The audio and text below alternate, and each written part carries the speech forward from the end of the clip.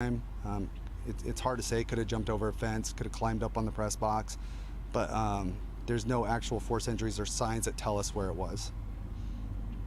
Did he leave any sort of note, text his parents, anything like that? You said he was a runaway. Right. No, there's no note or anything. It looked like there was he was upset about something to do with a cell phone and ended up leaving the home, and after he didn't return for a short while, the parents reported him as missing. 17-year-old boy? Yes. Did he have any siblings? I don't know that. And he was reported missing in the area? Like, did he walk here, drive here? How did he get here? I don't know exactly. It looks like, from what I could tell, it was on foot, though.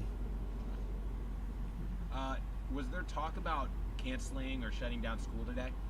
I don't know. I didn't talk to the school district that closely. We did communicate with them what happened, but I don't know as far as that was, decisions on their part that they probably discussed. I know that they have notified the parents of what had occurred, so that way they made sure they communicated with everybody that's associated. I want to ask you, so often we cover runaway stories, and a lot of times it ends with the kid back home within 48 hours, right?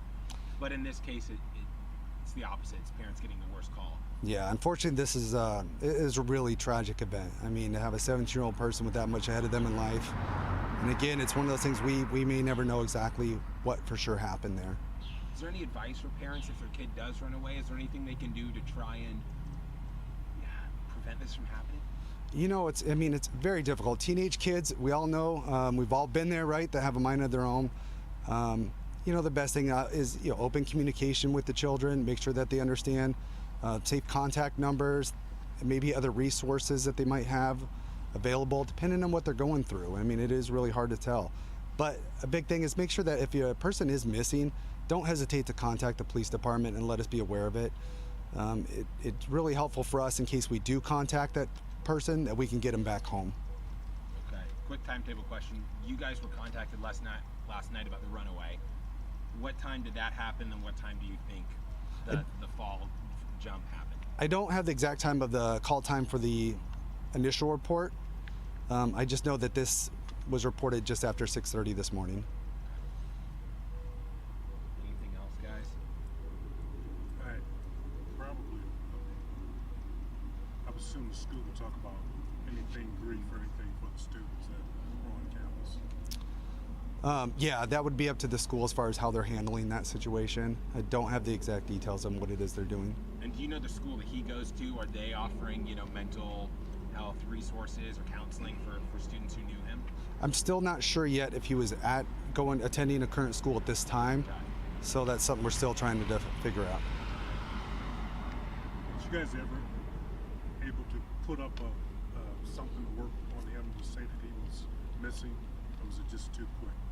No, I mean, something like that was very quickly. Obviously, when someone reports somebody missing, we'll enter them into the National Crime Information Center.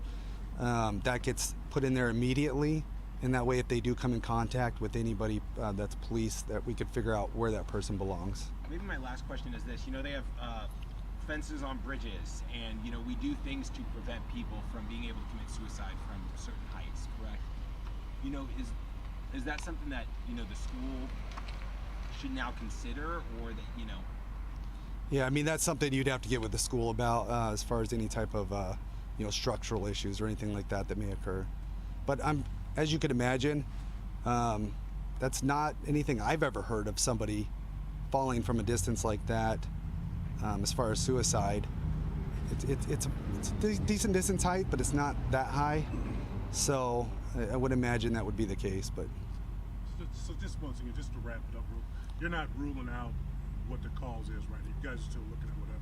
Right. Very early in the investigation, the detectives are looking into things. They'll try to figure out if it was a suicidal, accidental, and figure out exactly what happened. But at this time, we just don't know. It's too early. And again, it's hard to say. We may never know for sure exactly what happened.